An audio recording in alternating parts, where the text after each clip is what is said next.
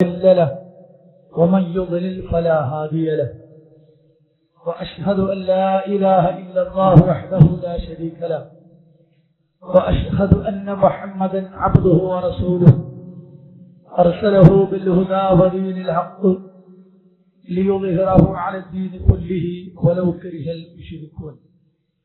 اللهم صل على محمد وعلى آل محمد كما صليت على إبراهيم وعلى آل إبراهيم إنك حميد مجيد.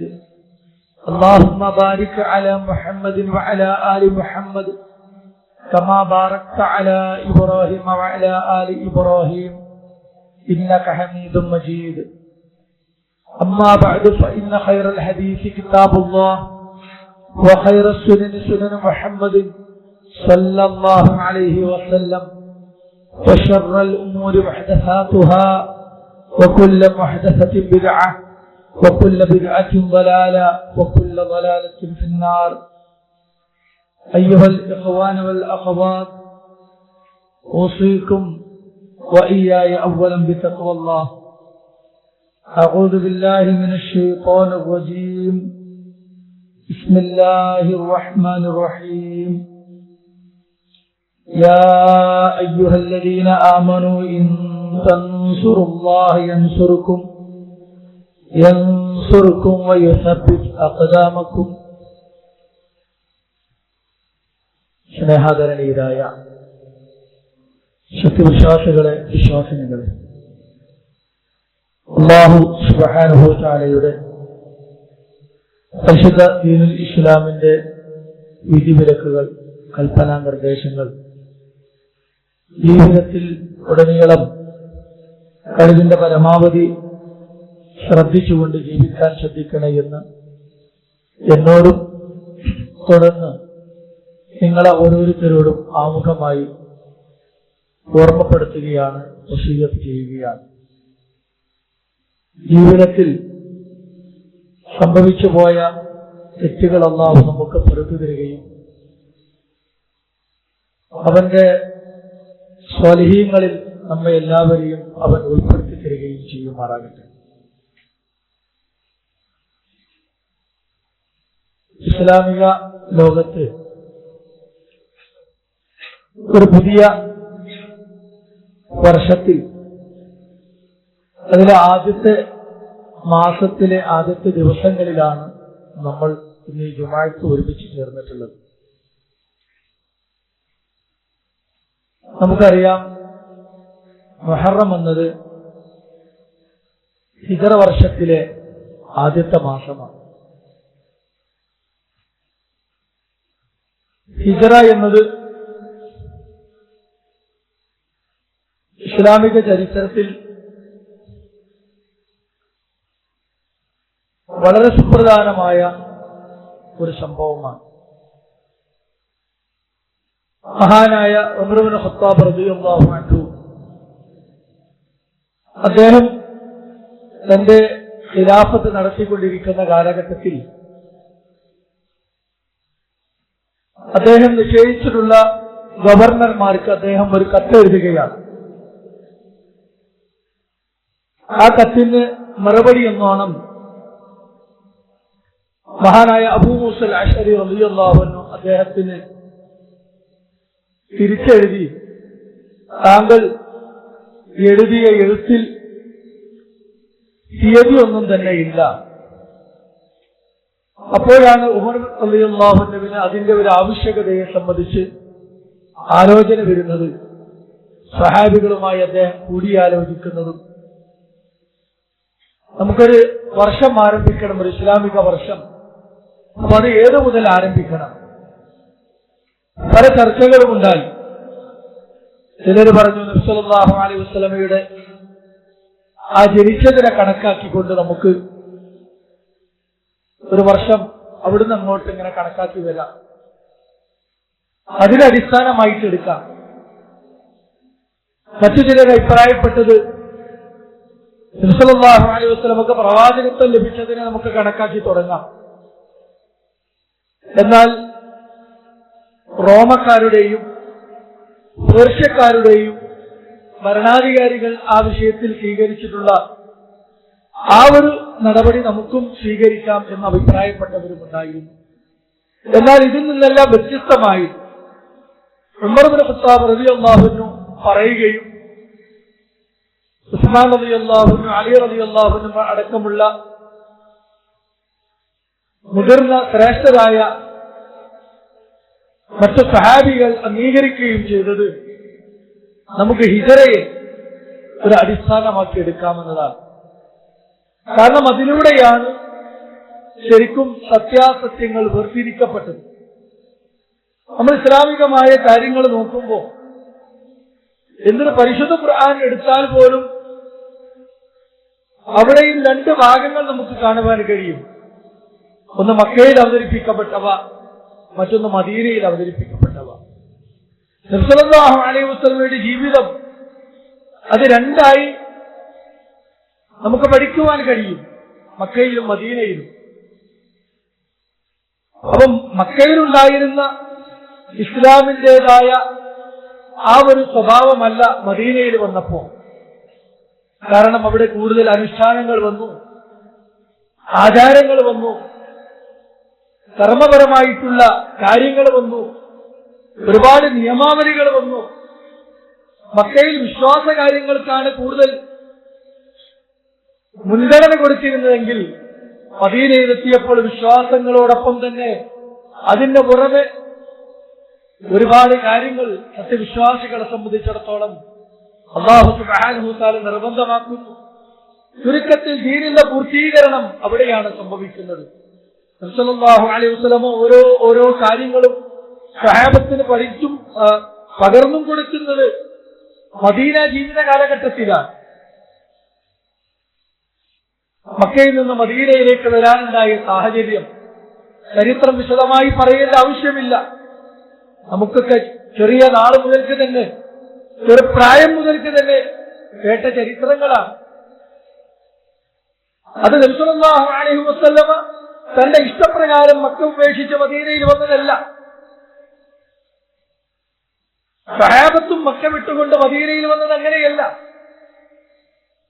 മക്കയെ സംബന്ധിച്ചിടത്തോളം ജീവിക്കാൻ സാധ്യമാകാത്ത ആദർശ പ്രബോധനവുമായി ഇസ്ലാമിക ജീവിതവുമായി മുന്നോട്ട് പോകുവാൻ സാധിക്കാത്ത ഒരു സാഹചര്യമാണ് അവിടെ ഉണ്ടായിരുന്നത്.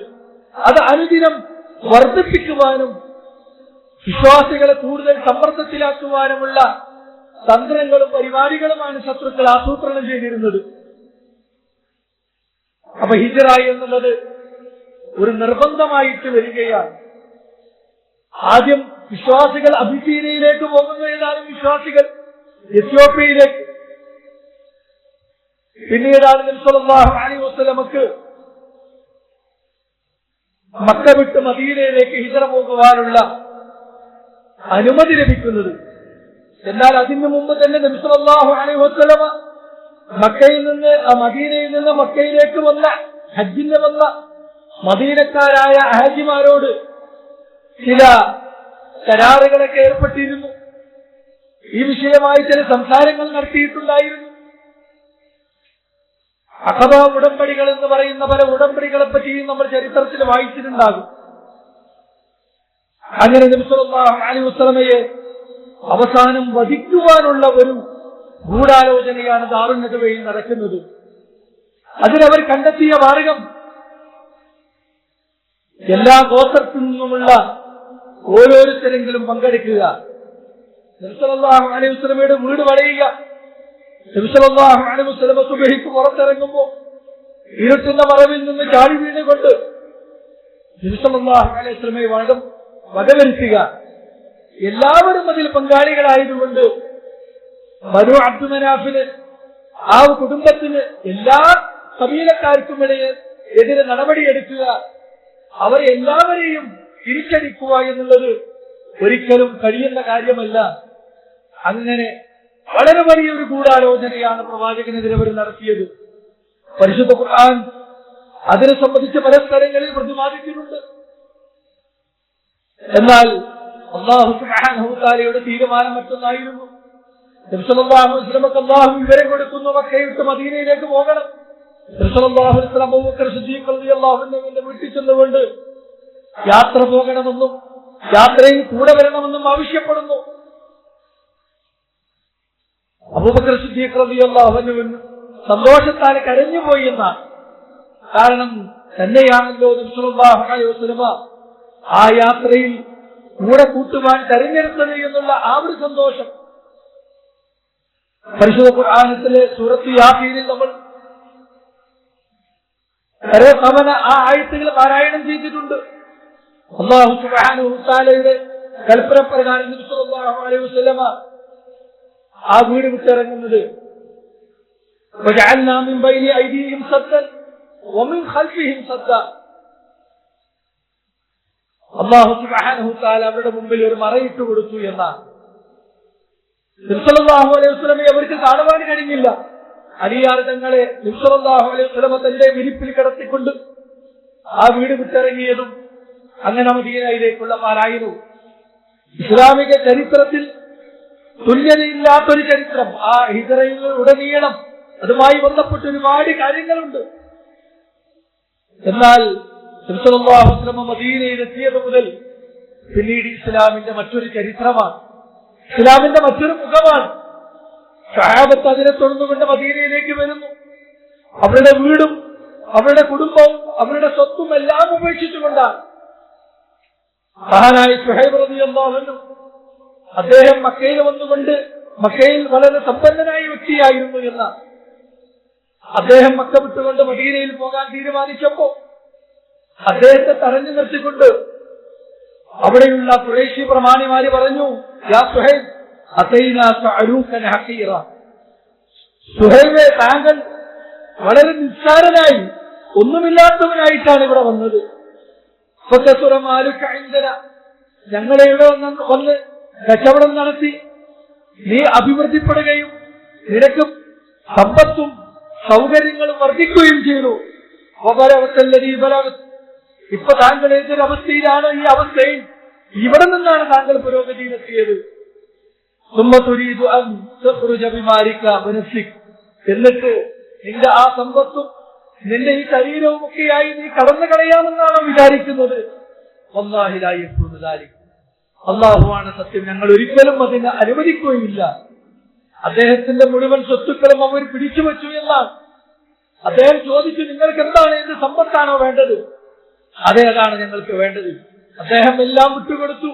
അദ്ദേഹം മദീനയിലേക്ക് റസൂലുള്ളാഹി അടുക്കലേക്ക് പലായനം ചെയ്തു പോയി എന്നാണ്. ഈ വിവരം അറിഞ്ഞപ്പോൾ സല്ലല്ലാഹു അലൈഹി വസല്ലം പറഞ്ഞത്, റബിഹൽ ബൈഅ അബാ യഹ്യ, അദ്ദേഹത്തിന്റെ കച്ചവടം അത് വളരെ ലാഭകരമായ കച്ചവടമായി മാറിയിരിക്കുന്നു അള്ളാഹുവിന്റെ അടുക്കൽ. ഇങ്ങനെ എത്ര എത്ര ചരിത്രങ്ങൾ ഹിജ്റയുമായി ബന്ധപ്പെട്ടുകൊണ്ട്. അതുകൊണ്ടാണ് ഉമർ റളിയല്ലാഹു അൻഹു ആ ഒരു ചർച്ച അവിടെ ഉണ്ടായപ്പോ നമ്മൾ ഏതിനെ അടിസ്ഥാനമായിട്ട് എടുക്കണം? പല കാര്യങ്ങൾ മുന്നോട്ട് വരുന്നുണ്ട്. ഈ ഹിജ്റ തന്നെ അടിസ്ഥാനമായിട്ട് എടുക്കണമെന്ന് തീരുമാനിക്കുന്നത് ഈ ഹിജ്റ എന്നുള്ളത് ഓരോ സത്യവിശ്വാസിയും ഓർക്കേണ്ടതും പഠിക്കേണ്ടതുമാണ് എന്നുള്ളത് കൊണ്ടാണ്. ഓരോ വർഷത്തിലും ആ ഹിജ്റ വർഷം കടന്നു വരുമ്പോ അതിനെപ്പറ്റി ഒരു വിശ്വാസി ആലോചിക്കണം. അവന്റെ വിശ്വാസി എന്നുള്ളതൊക്കെ ജീവിതത്തിൽ അവന്റെ മനസ്സിൽ ഒരിക്കലും മായാതെ അല്ലെങ്കിൽ അതിനെപ്പറ്റിയുള്ള ആലോചനയില്ലാതെ പോകുവാൻ പാടില്ല. വിശ്വാസികളുടെ ജീവിതത്തിൽ അവരുടെ വിശ്വാസവുമായി അതിന് മാത്രം ബന്ധമുണ്ട് എന്നുള്ളത് കൊണ്ടാണ് എല്ലാത്തിനെയും ത്യജിക്കുവാൻ വിശ്വാസത്തിന്റെ പേരിൽ. അത് ഒളിച്ചോട്ടമല്ല. എന്തെങ്കിലും അപകടം വരുത്തി വെച്ചിട്ട് അവിടെ മാറി നിൽക്കുകയല്ല, മറിച്ച് തങ്ങളുടെ ആദർശത്തിന്റെ സംരക്ഷണത്തിന് വേണ്ടി ഒരു സ്ഥലത്ത് സൗകര്യമില്ല എന്ന് കാണുമ്പോൾ, അനുവദിക്കുന്നില്ല എന്ന് കാണുമ്പോൾ അതിന് സൗകര്യമുള്ള സ്ഥലത്തേക്ക് അവർ മാറിപ്പോകുന്നു തങ്ങളുടെ ഈ ദീന് കൊണ്ട്, തങ്ങളുടെ ആദർശം കൊണ്ട്. സമാനമായ സംഭവം നമുക്ക് അസ്ഹാബുൽ കഹ്ഫിന്റെ ജീവിതത്തിൽ കാണാം. നമ്മൾ പാരായണം ചെയ്യുന്ന ചരിത്രമാണ്. وربطنا على قلوبهم إذا قاموا فقالوا ربنا رب السماوات والأرض لن ندعو من دونه إلها لقد قلنا إذا شططا هؤلاء قوم اتخذوا من دونه آلهة. ഇതാ ഇവിടെയുള്ള ഈ ആളുകൾ അള്ളാഹുവിന് പുറമെ ഒരുപാട് ഇലാഹുകളെ സ്വീകരിച്ചവരാ. നമ്മളെങ്ങാനും അങ്ങനെ സ്വീകരിക്കുകയാണ് എങ്കിൽ നമ്മൾ ഒരിക്കലും വിജയിക്കുകയില്ല. അതുകൊണ്ട് നമുക്ക് നമ്മുടെ ദീനിനെ സംരക്ഷിക്കണം, നമ്മുടെ ആദർശത്തെ സംരക്ഷിക്കണം.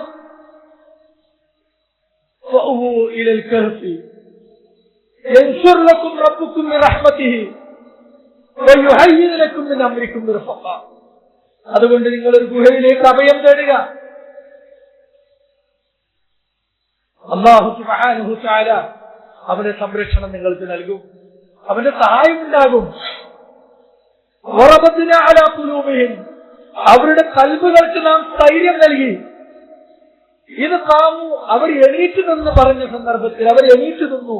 ഫഖാലു, എന്നിട്ട് അവർ പറഞ്ഞു, ഞങ്ങൾ ഒരിക്കലും അല്ലാഹുവിന് പുറമെ മറ്റാരോടും പ്രാർത്ഥിക്കുന്ന വിഷയമില്ല. ലൻ നദഉ മിൻ ദൂനിഹി ഇലാഹൻ, അങ്ങനെയെങ്ങാനും ഞങ്ങൾ പ്രവർത്തിച്ചാൽ ഞങ്ങൾ അല്ലാഹുവിന്റെ പേരിൽ വമ്പിച്ച കളവിനെ കെട്ടിച്ചമക്കുകയാണ്.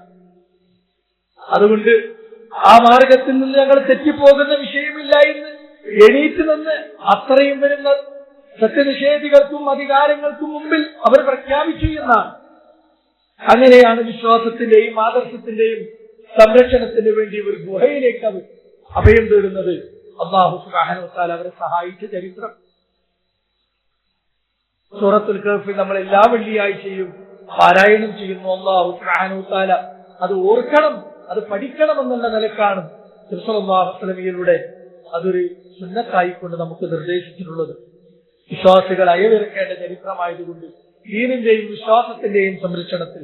അതുകൊണ്ടാണ് അല്ലാഹു സുബ്ഹാനഹു വ തആല പറഞ്ഞത്, യാ അയ്യുഹല്ലദീന ആമനൂ ഇൻ തൻസുറുല്ലാഹ യൻസുറുക്കും. വിശ്വാസികളെ, നിങ്ങൾ അല്ലാഹുവിനെ സഹായിച്ചാൽ അല്ലാഹു നിങ്ങളെ സഹായിക്കും. വയുസബ്ബിത അഖ്ദാമക്കും, നിങ്ങളുടെ പാദങ്ങൾക്ക് കാലുകൾക്ക് അല്ലാഹു സ്ഥൈര്യവും ഉറപ്പും നൽകും.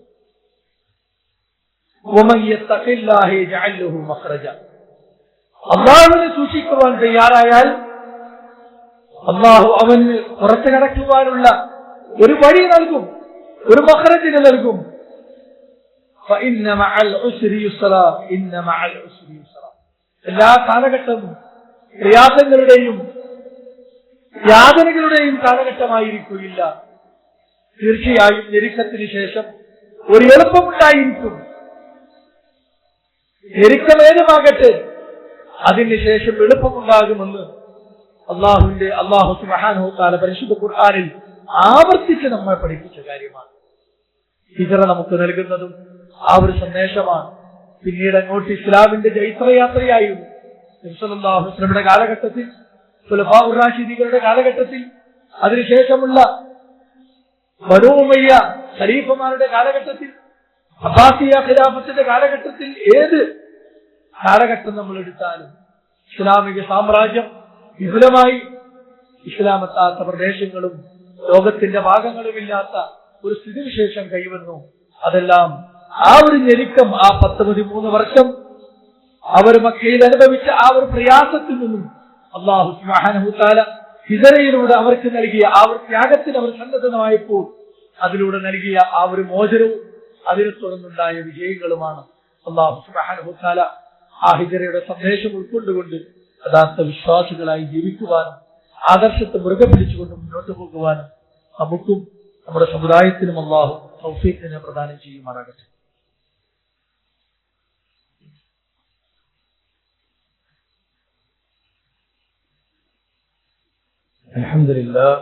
അൽഹംദുലില്ലാഹി റബ്ബിൽ ആലമീൻ വസ്സലാത്തു വസ്സലാമു അലാ അഷ്റഫിൽ അംബിയാഇ വൽ മുർസലീൻ വഅലാ ആലിഹി വഅസ്ഹാബിഹി അജ്മഈൻ. ഊസിക്കും വഇയ്യായ സാനിയ ബിത്തഖ്വല്ലാഹ്. അല്ലാഹുവിൽ തഖ്വയോടെ ജീവിക്കാൻ ശ്രമിക്കണേ എന്ന് എന്നോടും നിങ്ങളോടും ഒരിക്കൽ കൂടെ ഓർമ്മപ്പെടുത്തുകയാണ്. ഈ മാസത്തില് പ്രധാനമായിട്ടുള്ള മറ്റൊരു കാര്യമാണ്, നമുക്കറിയാവുന്നതുപോലെ മുഹറം എന്നത് അല്ലാഹു പവിത്രമാക്കിയ 4 മാസങ്ങളിൽ ഒരു മാസമാണ്.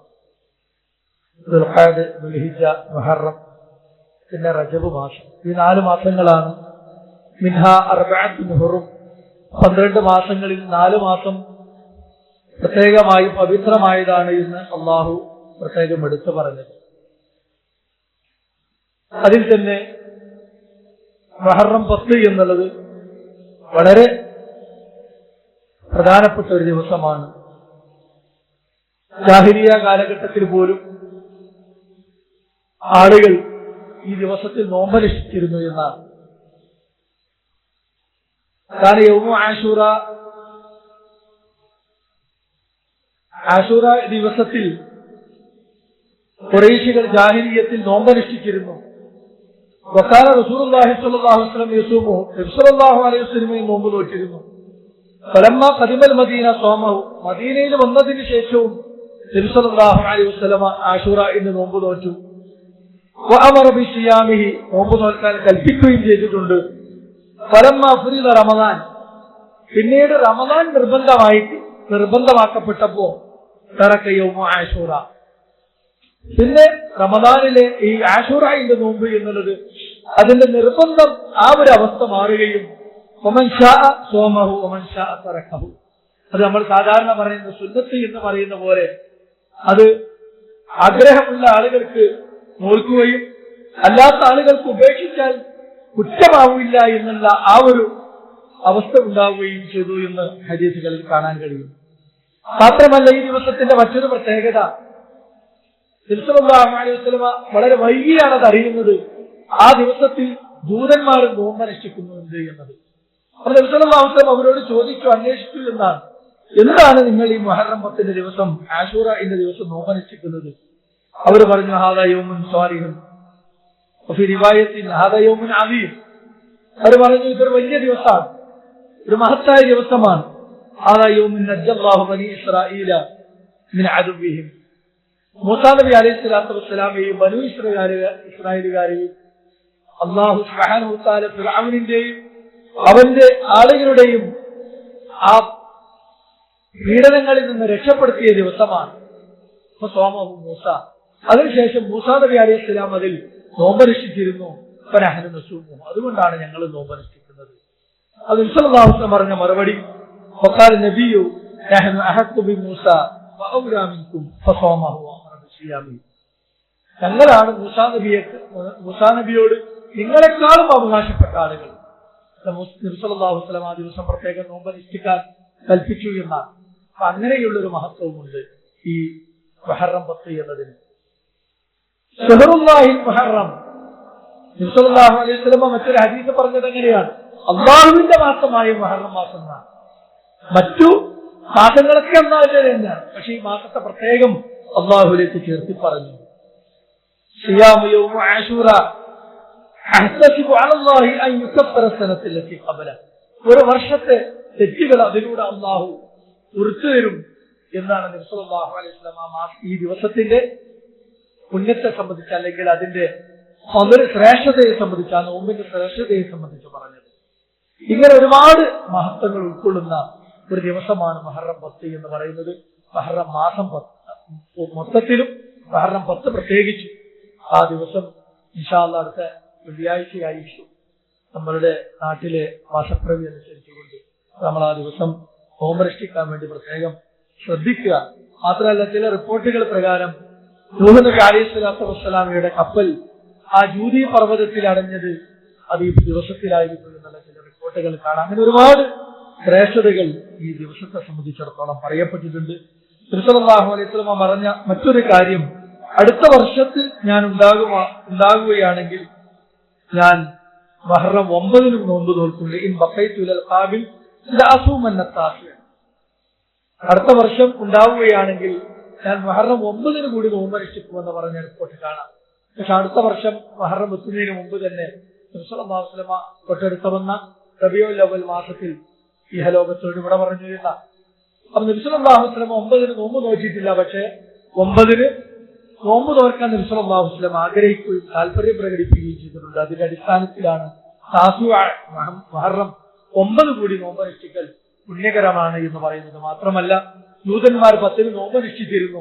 അപ്പൊ അവരോട് എതിരാകുക, അവർ അതേ ദിവസം തന്നെ മാത്രം തനിച്ചാക്കുക എന്നുള്ളതിന് ഒരു വ്യത്യാസം വരുത്തിക്കൊണ്ടാണ് 9, 10 കൂടി നോമ്പെടുക്കുക എന്ന് നബി സല്ലല്ലാഹു അലൈഹി വസല്ലം പറഞ്ഞതായി കാണാൻ കഴിയും. ഇനി ഒരാൾക്ക് 9 നോക്കാൻ കഴിഞ്ഞില്ലെങ്കിൽ 11 നോച്ചാലും ആ ഒരു ലക്ഷ്യം നിറവേറ്റപ്പെടുന്നതാണ് 10ഉം 11ഉം നോൽക്കാം. അപ്പൊ വെള്ളിയും ശനിയും വരും. എങ്ങനെയായിരുന്നാലും മുഹറം 10 എന്ന് പറയുന്നത് അത് വളരെ പ്രധാനപ്പെട്ട ദിവസമാണ്. റസൂലുള്ളാഹി സ്വല്ലല്ലാഹു അലൈഹി വസല്ലം പറഞ്ഞ അഫ്ളലു സിയാമി ബഅദ റമളാൻ ശഹ്റുല്ലാഹിൽ മുഹറം. റമളാൻ കഴിഞ്ഞാൽ പിന്നെ ഏറ്റവും പുണ്യമായിട്ടുള്ള ശ്രേഷ്ഠമായിട്ടുള്ള നോമ്പാണ് അള്ളാഹുവിന്റെ മാസമായ മുഹറം മാസത്തിലെ നോമ്പ്, അതായത് ആശൂറയുടെ നോമ്പ്. ജാഹിലിയ്യ കാലഘട്ടം മുതൽക്ക് തന്നെ, അതല്ല അതിനു മുമ്പ് മൂസാ നബി അലൈഹി സ്വലാത്തു വസ്സലാമയുടെ കാലം മുതൽക്ക് തന്നെ, അല്ല ചില റിപ്പോർട്ടുകൾ പ്രകാരം നൂഹ് നബി അലൈഹി സ്വലാത്തു വസ്സലാം പോലും ആ ദിവസത്തിൽ നോമ്പനുഷ്ഠിച്ചു വന്നിരുന്നു എന്നാണ്. കഴിയുന്ന എല്ലാ ആളുകളും, സ്ത്രീകളും പുരുഷന്മാരും കുട്ടികളും ഒക്കെ ആ ദിവസത്തിന്റെ മഹത്വം ഉൾക്കൊണ്ടുകൊണ്ട് നോമ്പനുഷ്ഠിക്കാൻ നമ്മളൊക്കെ ശ്രദ്ധിക്കുക. അല്ലാഹു സുബ്ഹാനഹു വ തആല നന്മകൾ കൂടുതലായി വർദ്ധിപ്പിക്കുവാനും എല്ലാവിധ തിന്മകളിൽ നിന്ന് വിട്ടുനിൽക്കുവാനും നമ്മയൊക്കെ സഹായിക്കുകയും അനുഗ്രഹിക്കുകയും ചെയ്യുമാറാകട്ടെ. നമ്മൾ ഇന്ന് മരണപ്പെട്ടു പോയ നമ്മുടെ മാതാപിതാക്കൾ, നമ്മുടെ ബന്ധുക്കൾ, വിശ്വാസികളായ എല്ലാ സഹോദരി സഹോദരന്മാർക്കും അല്ലാഹു മഗ്ഫിറത്തും റഹ്മത്തും പ്രദാനം ചെയ്യുമാറാകട്ടെ. അവരെയും നമ്മയും അവന്റെ ജന്നാത്തുൽ ഫിർദൗസിൽ ഒരുമിച്ച് ചേർക്കുമാറാകട്ടെ. اللهم اغفر للمؤمنين والمؤمنات والمسلمين والمسلمات الأحياء منهم والأموات إنك مجيب الدعوات يا قاضي الحاجات. اللهم أعز الإسلام والمسلمين، اللهم أعز الإسلام والمسلمين، اللهم أذل الشرك والمشركين، اللهم أجرنا من النار، اللهم أجرنا من النار، اللهم أجرنا وأجر والدينا من النار. ربنا آتنا في الدنيا حسنة وفي الآخرة حسنة وقنا عذاب النار.